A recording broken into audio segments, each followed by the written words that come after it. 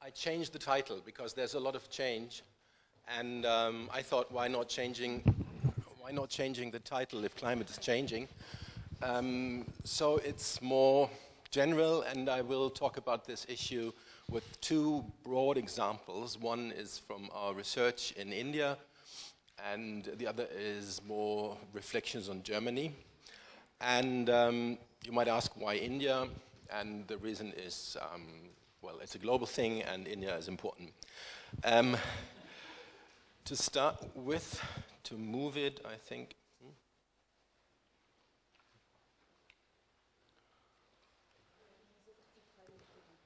Okay, thanks. Now, uncertainty, that's a good word. Usually you, in this very highly scientifically driven discourse on climate change, and it's a natural thing that it's natural science driven, because natural scientists have detected climate change. The measured climate change up to today is 0.8 degrees from pre-industrial times to now. When global mean temperature, 0.8 degrees, you will never be able to feel that, right? Every time you say, oh, it's very hot or it's very cold, there will be climatologists that tell you, now listen, this is the 85% confidence interval of what we have. So it's very difficult to detect, and there's a lot of discussion about uncertainty in climate science, and very often people that use that mean that it's not that bad then, it's not that serious. I think this is the hidden assumption under the term uncertainty. If something is uncertain, you have the feeling that it's not that bad and not that serious, right? But unfortunately, uncertainty works both ways. So if you're uncertain, it can be better, but it can also be worse than you thought. And this is an example of things that could become worse. These are fossil fuel emissions in gigatons or petagrams since 1990. And then there are these colored things, and this is IPCC projections, this famous SRES scenarios. We will have to say goodbye to those, because in the next IPCC fifth assessment report there won't be any SRES scenarios. We have learned them for over 10 years, and now we have to forget them. There will be something new. Anyway, you know, these are scenarios that say, well, it will be high economic growth, high population growth, and this is low and stuff. And these are the colored lines. And if you have 5 or 3 scenarios, high, middle, and low, and you're just allowed to take one to the famous island, usually you would take the middle scenario. That's how we work, right? And but this is a wrong decision, and this is shown here, because the black line is the interesting line. This is measured carbon emissions, and we can measure them very exactly. There's almost no uncertainty here, good news, because you all have to pay at the gas station, and there we know it about 2 digits behind the comma. And this is all reported due to taxes and everything. So we know a lot about how much carbon has been sold and how much is emitted, right? So we know exactly what's happening. And these colored lines, as I said, are from IPCC, but not from the last published IPCC report, which is 2007, the 4th assessment report. It's taken from the 3rd assessment report, 2001. There, the IPCC said, well, emissions might develop like this, or like this, or like this. This is measured emissions. And what you can see is that the real emissions 10 years later, after the 3rd assessment report of IPCC, have been higher than the medium of the highest scenario, A1. So things can turn worse than you think. IPCC was wrong. IPCC underestimated the dynamics of global carbon emissions. So if this year or next year we'll have a new report, maybe then you think, well, the high growth path might be the correct one and not the medium one. But they will reflect on this, of course. This is only to say that the challenge is really big, and there are drivers behind this, and this is why I'm interested in India.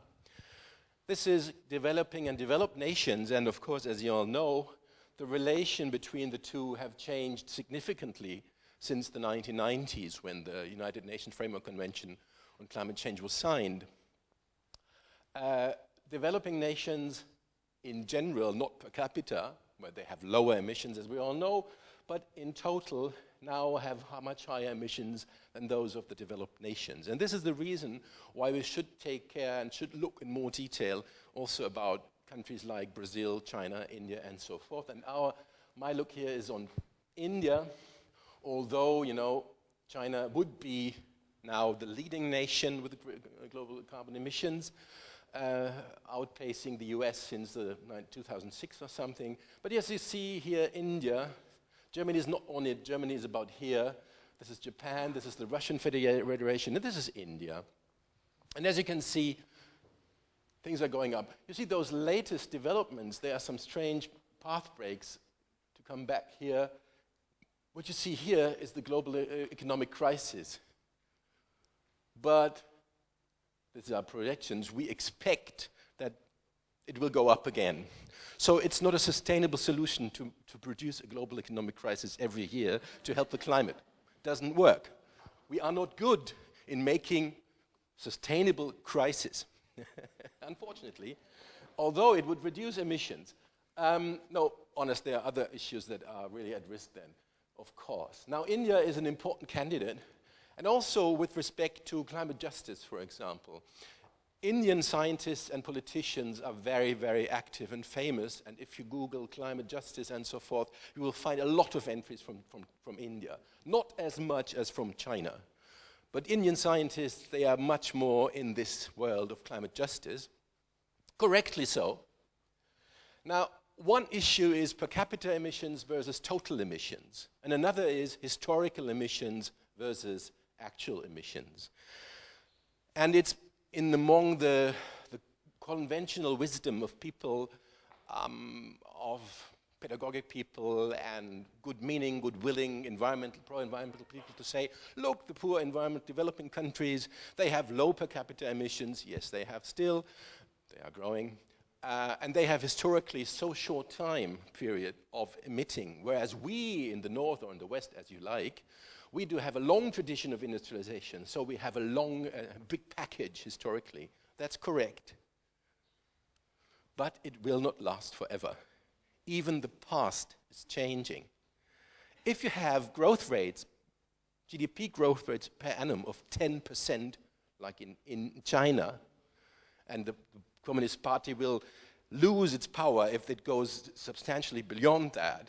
So it's a political figure. And at the same time, we have the same political figure in India, which is not 10%, but 8%. The magic number in India is 8%. We do have a democracy, but that only means that in the competition of political parties, they have to take even more care of this 8% thing, I think. What we have here is accumulated emissions, historically accumulated emissions. And what you see is that the US and Europe, they do have today the highest historical emissions. But very soon China will outpace Europe in historical emissions. In total emissions, they are already beyond the US. But also in 2025 or something, China will have more historical emissions than Europe. And by 2050, they will have outpaced the US also in this dimension. Not in the dimension of per capita emission. This will take a little longer. But, and the same is with India. So India will have reached Europe in historical emissions by the end of the century. So until that time, up to now, it's possible to say, you have a historical debt. Yes, we have. But let's wait a little longer until you have another 8% per year, and then the historical debt will move to the south as well. So we have to take care, we have to care about the climate discourse in these countries as well. And one of the drivers is, of course, social change. If you have growth rates of the economy of 8% per year, you will have major social changes. You do have that. And one of the important things is that you have a change of the social structure, and then there's also a change in consumption patterns, right? This is 1985, 1995, 2005, these are the measured values of different income groups in India. This is in Indian rupees. You have to divide it by 60 or something. I think the numbers are not important here. The trends are more important. You see that in 1985, this is what we see as India. A poor country, poor people, millions of them, right? And if you travel today, you even find them. Yeah, it's clear, it's a poor country. And it was 93% in 1985 who had to live on less than 90,000 rupees per year, which is really hard. These are really poor people. And in 1985, we did have the large majority of people were poor. But then we had the famous, the glorious, the shiny reforms of India, right? The market liberalization, and everything was taking off. If you go to India today, read the Marketing White Book of India. That's a recommendation to you. This is the shiny new world of Indian consumerism.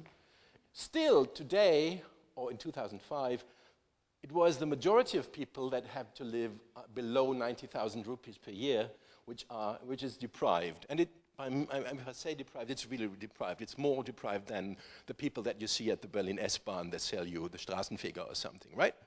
Of course. But we do have an uptake of those people that are aspirers, and then even people like seeker strivers or globals come up. So the Indian middle class is growing, and this is one of the elements, and their consumption patterns is changing, their food patterns, their travel behavior, the houses they can afford. So we do have a lot of growth even in emissions. Now, how does the Indian climate change discourse react on this? This is my question, because I was supposed to talk about climate discourse and not about emissions. Now, this is the world newspaper coverage on climate change or global warming. It was updated in September 11, so we have a monthly update of that. I didn't have the time to get you the new figures. What you see is that, interesting thing is, if we would prolong this to the 1990s or something, it would be very, very small.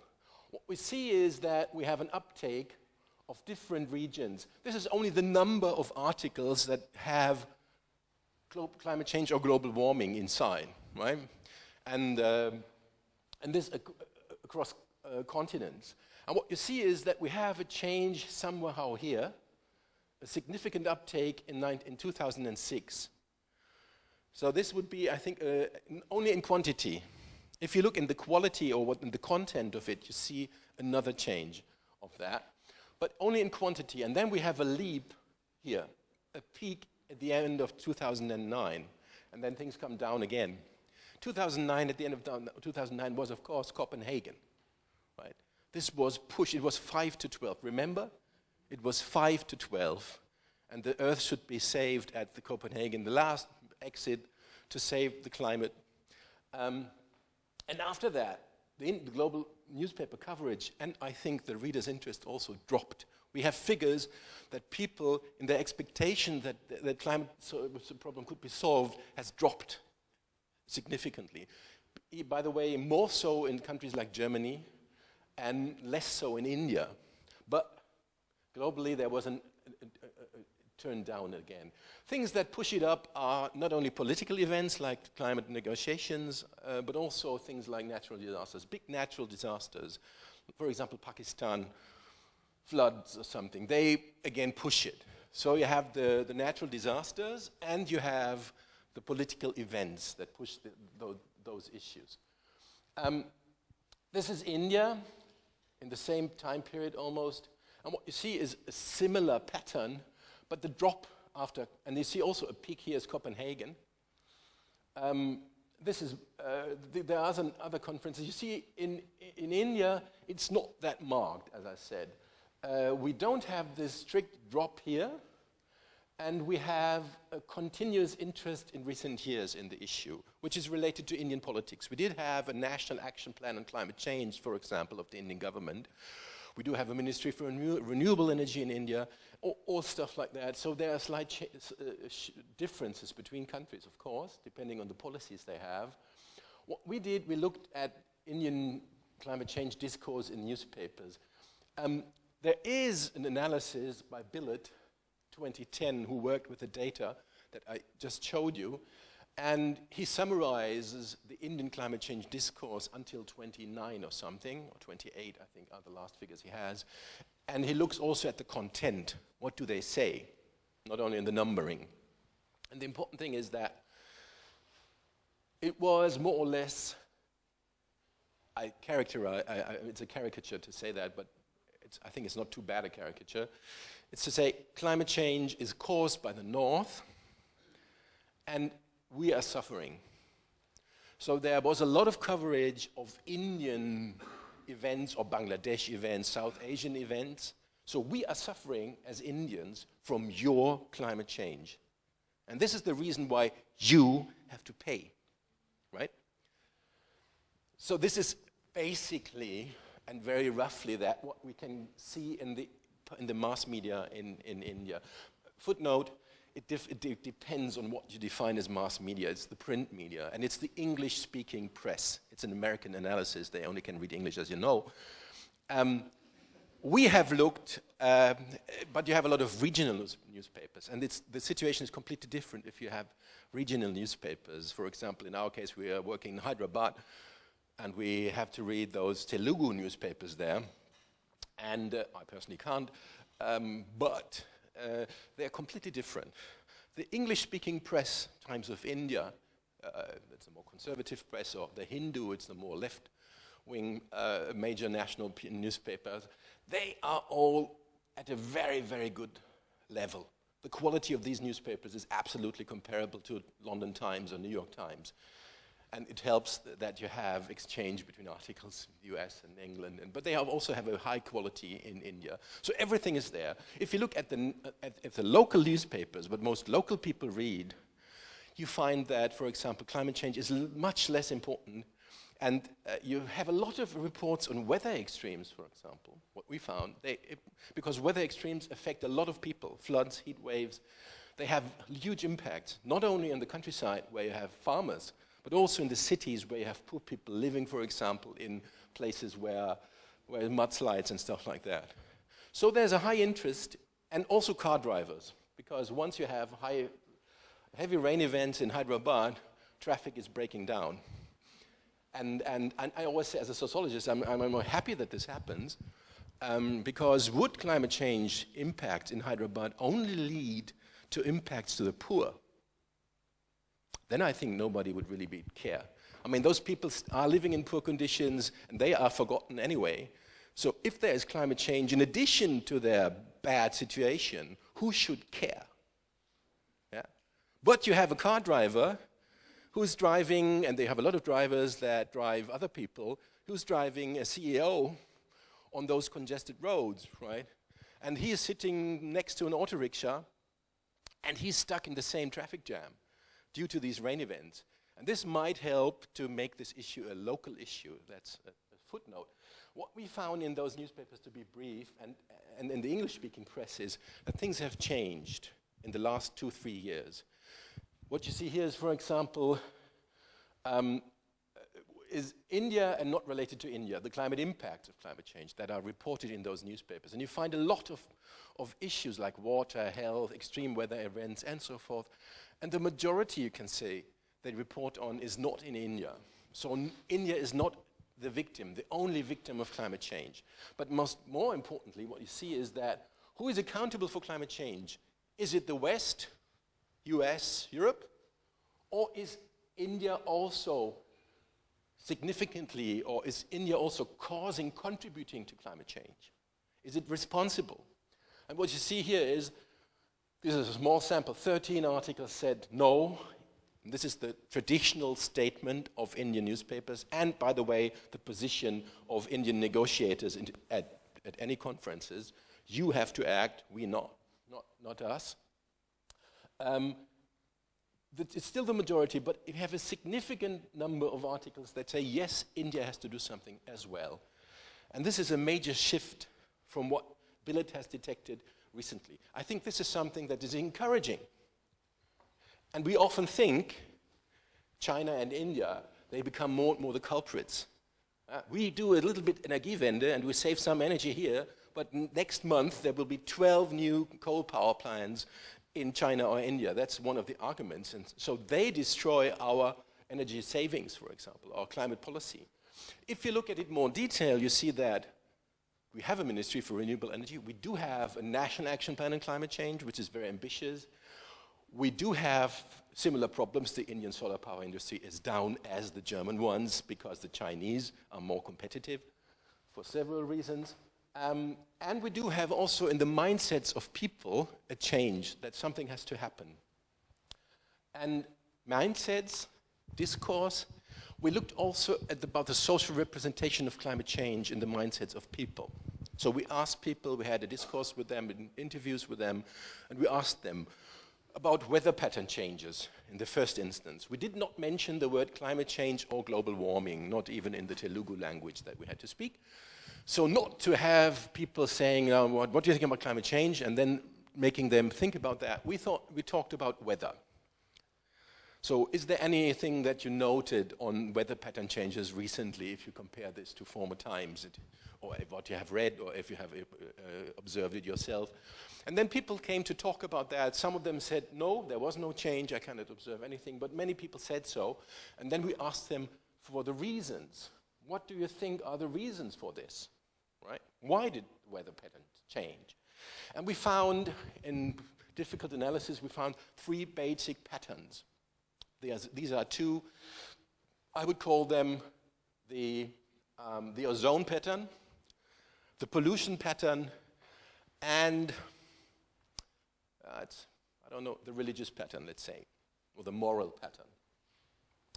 And this is the ozone pattern. And we have this in the sociology of perception of climate change. We do have this for a long time. People mix climate change with ozone, right? The ozone problem. And it's easy to understand why they mix it, right? Because both things are happening in the atmosphere. And if you stop car driving, it's good for both.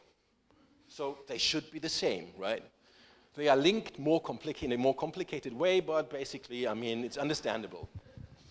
Ozone, and I mean the word ozone is something that you don't find easily. You not get educated with ozone, right? You get educated with mama or banana, but ozone, this is something that you learn in school or read in newspapers, right? So and this is the ozone pattern. You see, people think that there's ozone depletion that leads to climate change. There's consumption, there are CFCs, fossil fuel, technization, chemical gases, factories, ozone gas, lead to contamination of things. There's also deforestation, industrialization, pollution, carbon release, motorization leads to all this. And if we look at the people that think about this, and this is a highly scientific thing, it's a scientific explanation in a way, right? They are younger people, they're mainly male, they have high education, they have higher incomes, they are from all religious groups, and they have an above average carbon footprint. We did a personal carbon footprint calculator as well with the same people. If you compare this now to this one, this is the third pattern, religious explanation, if you say. You see here changes in weather patterns, global warming is leading to changes in weather patterns, but these are the things that people are interested in. Global warming is only contributing to it. But then you have a lot of things that you don't find there. Loss of trust, loss of fresh air, sin in the world, overpopulation, what we are doing is very bad, rising tensions between humans, loss of connection, respect to nature, and money rules. This leads to global warming.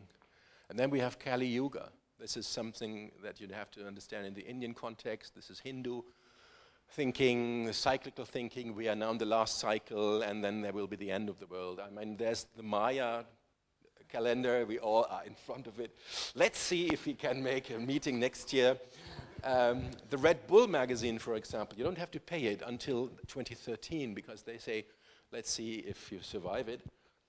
Now, but also in India, you have something like this. This is a much long cyclic thing. I don't go into details, but these are very religious peoples. Even if they are Muslims, we have a big Muslim population there, and even Christians, they adopt this thing somehow or transfer it into a Muslim world, but they also have this. What you see here is, these are people, these are older, there's a balanced gender. There are some people from the lowest education, but not exclusively, it's a very mixed picture. We do also have high-caste people, religious people at the high end of the pyramid of the caste pyramid in India, for example. Brahman people. It's difficult to talk about caste in India. As a sociologist, I thought it would be easy, but it's difficult. But they are very high-ranking people and very, very poor people. And if you look at the average carbon footprint, it's the below-average footprint. So the poor people, forget about the higher educated Brahman here, but there are many poor people that think like that. And the well-educated younger people think like this. And if we now would ask about environmental education, and I would take, for example, scientists from my institute, and I would present these two things. And then they would say, well, this is incorrect, but we can do something about it, right? Give me 5 hours of teaching, and I will correct this out, this ozone thing. But the other things are very well. And it was like a quiz to those people. What you see here, our natural scientists would say, Kali Yuga. We have to disappoint you. There is no such thing as Kali Yuga outside. You know, we measure CO2 and temperature, but there's no Kali Yuga. No, forget about this. Does not exist, or not. It's not in the papers of nature, right? And then sin in the world, or loss of respect. This cannot happen. You know, if you have no respect for nature, somehow this again, or sin. This concept does not exist scientifically, right? It's a moral concept. What you see here, if you compare those two, you could argue environmental education has a lot to do here. There's a lot of things to be corrected. And this is fine and grade, well, let's say it's a 3, and this is a 5 or 6, right? Sit down and you don't pass the grade. But if you compare it, you find there are almost no people in here. This is, I mean, there is urbanization. It's a process. It's a neutral process. And there is no moral evaluation in that. It's like urbanization, industrialization. Here we have overpopulation. Here we have sin and we have money rules, right? So there's a lot of moral judgment in that. And if scientists would have to correct those people, stubborn, good old natural scientists, let's say, they would lose a lot of energy and things that are in here. And let's be honest, money rules. I mean, this is a very bold and rough statement, and it's poor and non-scientific people, but let's be honest. If you look at what economists these days, especially critical economists, discuss about the financial markets and how financial capitalism has changed capitalism altogether, I think money rules would be somehow not too bad a summary in an abstract, right? So it's not too bad what those people think. Those people move into the evaluation domain where science is a little bit silent. So we thought this would be interesting. And in fact, we not only looked at this course, we do have also a pilot project on schools in Hyderabad. We had 5 schools in a competition to reduce their carbon footprint. And in a sustainable education program, we developed ourselves with an Indian partner. By the way, India does have a lot of very good school projects. Center for Environmental Education, Center for Science and Environment, those are the big 2 nationwide that work. And we invented something ourselves, and now we cooperate with those people. But we did it with the No to CO2, which is an NGO in India, which is very innovative in terms of what they do. For example, they have this Facebook thing where you have, you now forget about the poor, think about the young, well-educated money earners that go to a restaurant and eating out, and they have those very air-conditioned restaurants. And they have a campaign that you go into the restaurant, it's cold, and raise your finger, and then you ask the manager to come. And then you say, look, it's very cold in here. Could you change it a little bit, 2 degrees? Make this room 2 degrees warmer. And this 2 degrees campaign relates to the 2 degrees global warming that we should not, but most probably will, cross. So it's related, right? The global issue of 2 degrees is related to an everyday activity. Then you make a photograph of this while you talk to the manager, and this is posted by your friends in your Facebook account, and you get, I like, 5 points, or something. Or if you say, I have bought a plug-in hybrid, it gives you 10 points or something like that. So an element of competition, of public visibility, and positive emotions related to climate action, which is, I think, very innovative and very good. And they have other things that they do. And we work with them in the school program where the kids had to do something themselves. It was mentioned that there was self-efficacy and activity. It was because Indian textbooks, they're all full of environmental things, a lot. And climate change is now getting added. So the textbooks are fine. But if you look at Indian schools, it's a textbook-oriented learning. And I mean, they have to learn a lot, right? Because education is the golden thing in a growing economy. Parents invest a lot. So they have to learn like hell. So you could say, let's change the textbooks. And we thought this is bullshit. This is not the way it will work, because we want to do something with them on the ground and not in a textbook manner. And now they had to reduce their carbon footprints. And then we had to also think about how to evaluate this if we have government schools in poor quarters and private schools in richer quarters. So in the government school in poorer quarters, there's a lot of stuff which is missing. They don't have air conditioning, for example, right? And even they have problems with lighting. And we have private schools where you do have air-conditioned rooms.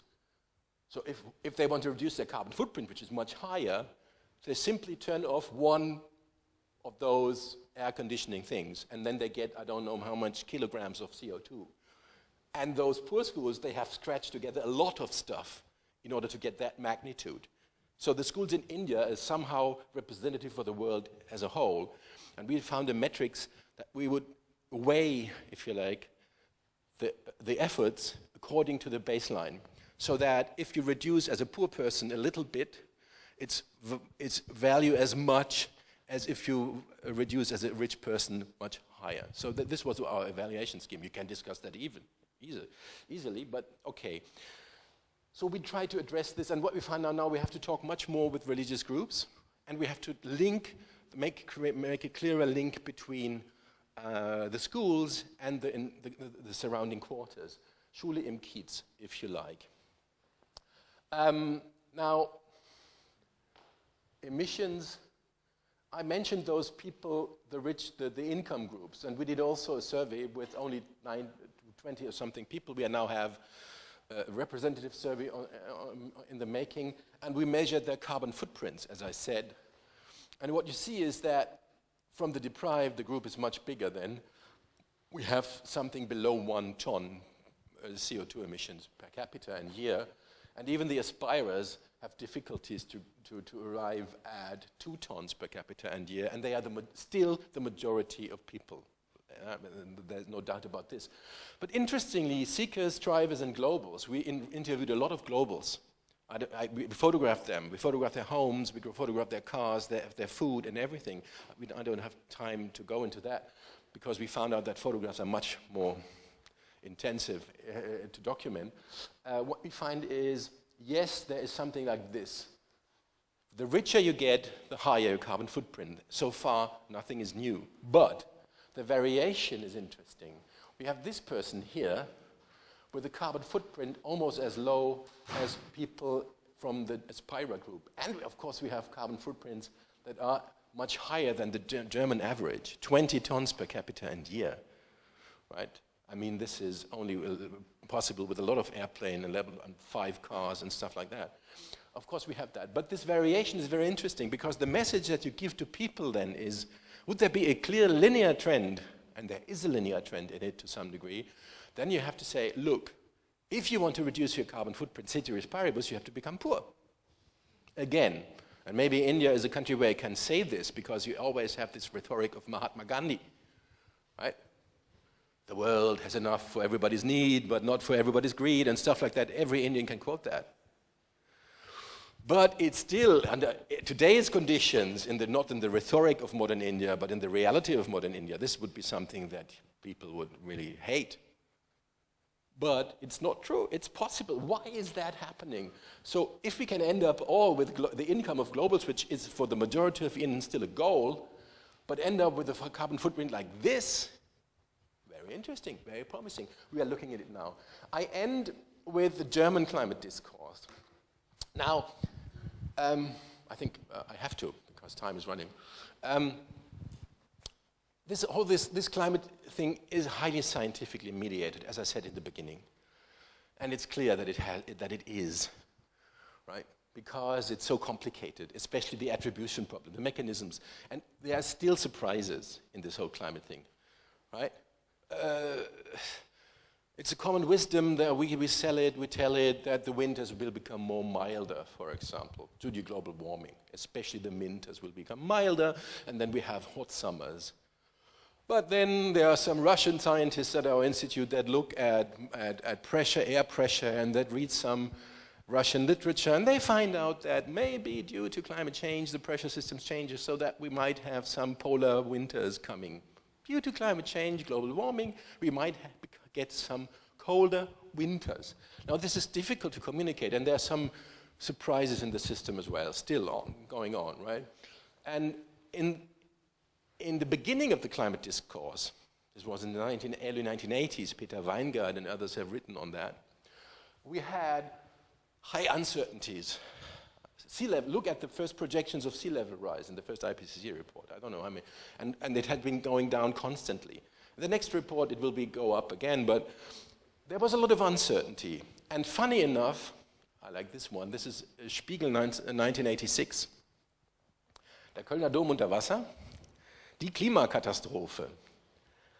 I think it was one of the first public media coinings of that word, or uses of that word. The Klimakatastrophe was coined by Der Spiegel, or at least replicated by Der Spiegel, the same magazine that later on did a lot to debunk climate science and to, for example, this was, I think, 2007 or 2008, die Klimakatastrophe, Hilfe, die Erde schmilzt. I mean, this is really Spiegel, yeah. This is it all. I mean, this is a comic person. It's a woman, yes.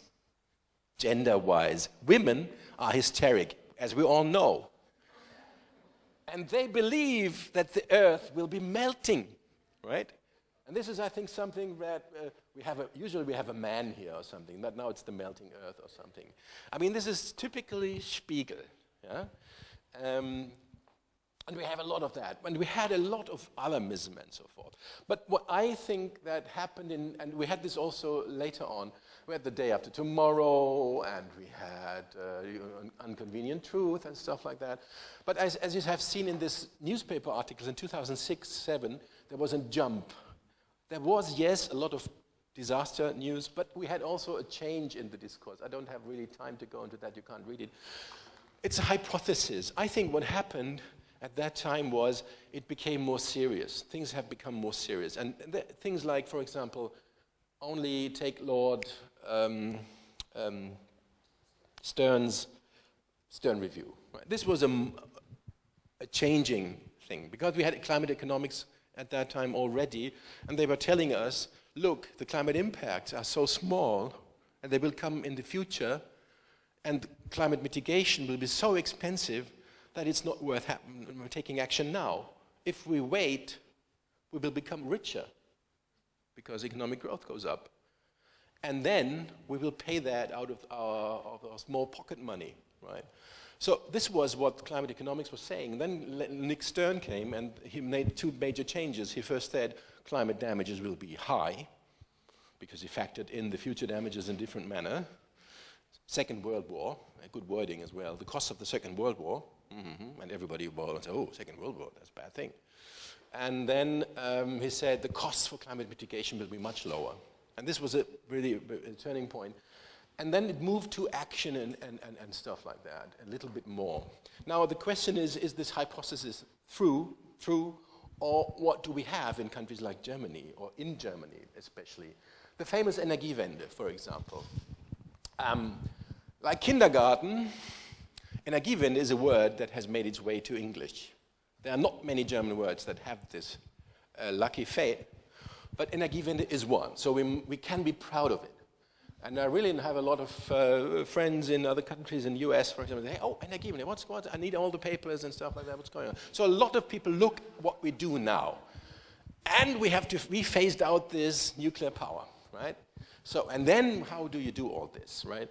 And what we see is, if we look at it from a discourse point of view, very roughly, I think we can see that Energiewende is very much government-driven. Right? You see a lot of the environment minister or the economics minister, they discuss a lot of that. And it's not. And they're lacking other actors. We have an energy provisioning focus, which is due to Fukushima, which was a driver. Even more electrical power plants are really in the focus. And what we have as key public concerns are costs and prices. Just look at this campaign of Initiative Neue Soziale Marktwirtschaft, right, on the EEG. Right? It was Scholz and Friends campaign, I think.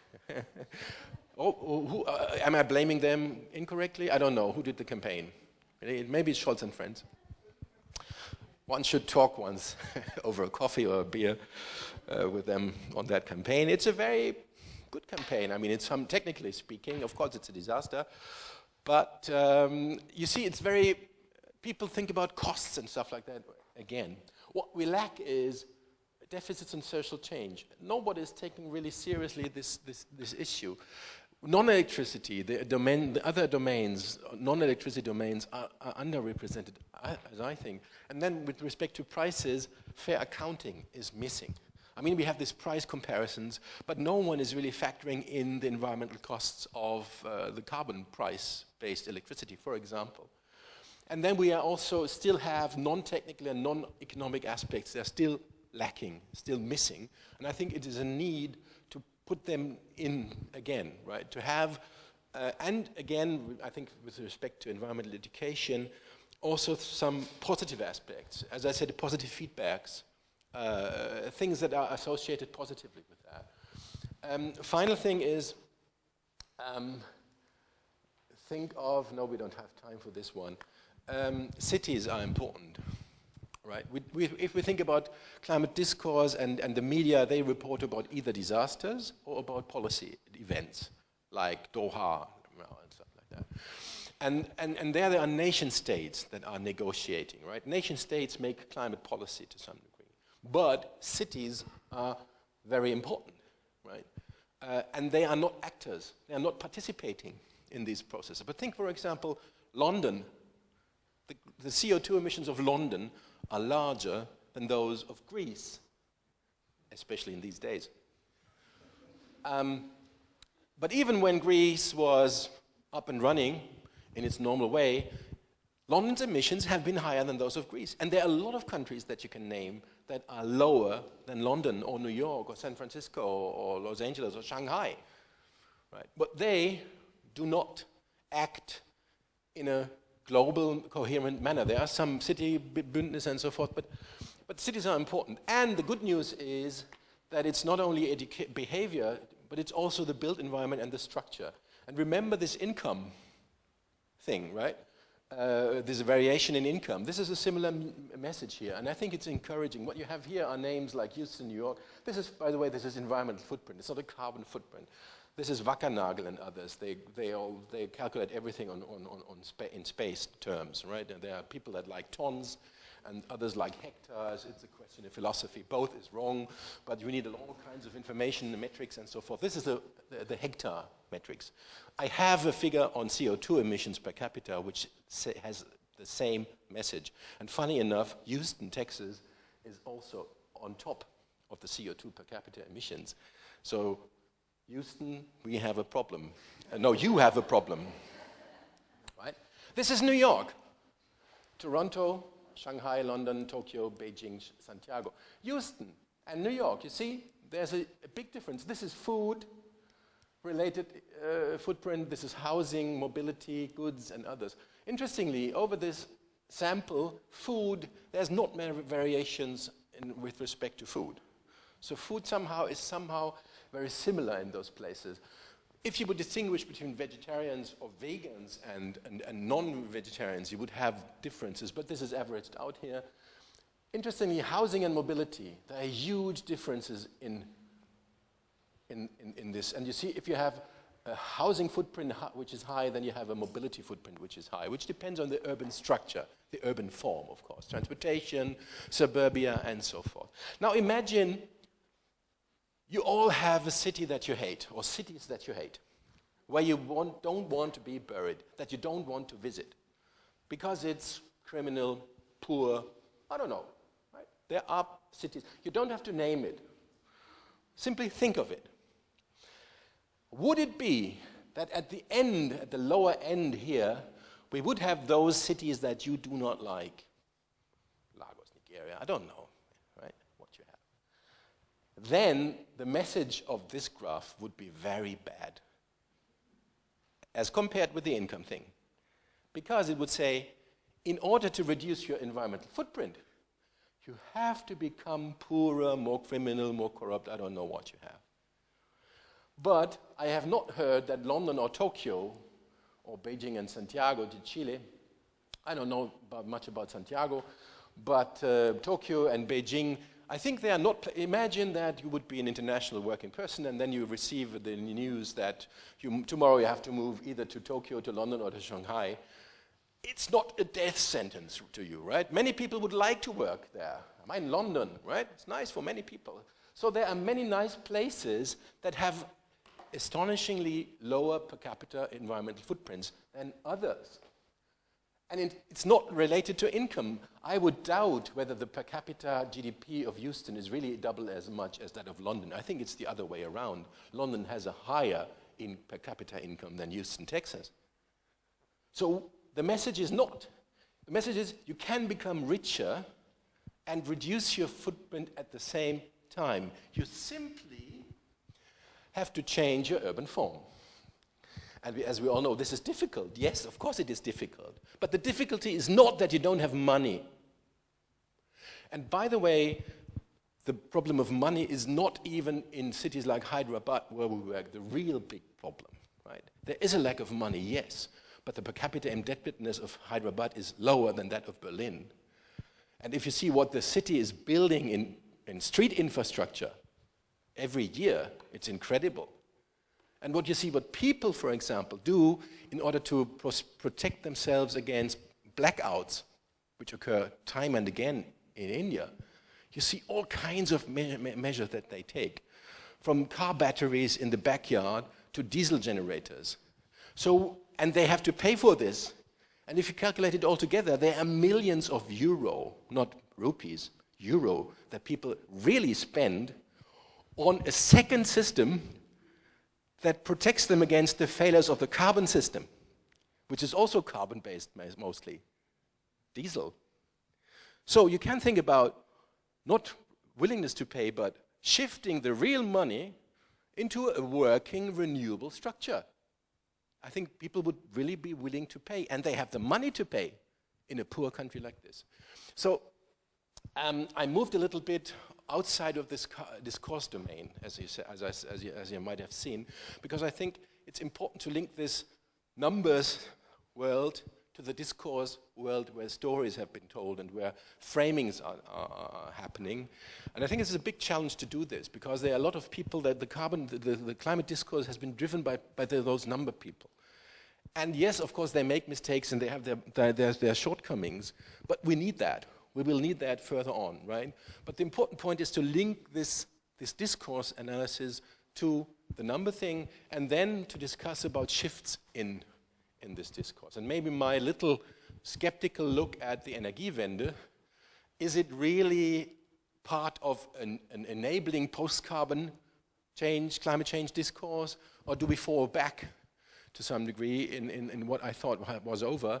That's somehow something we should and could, I think, discuss. If there was time, I don't know. Thank you for your attention.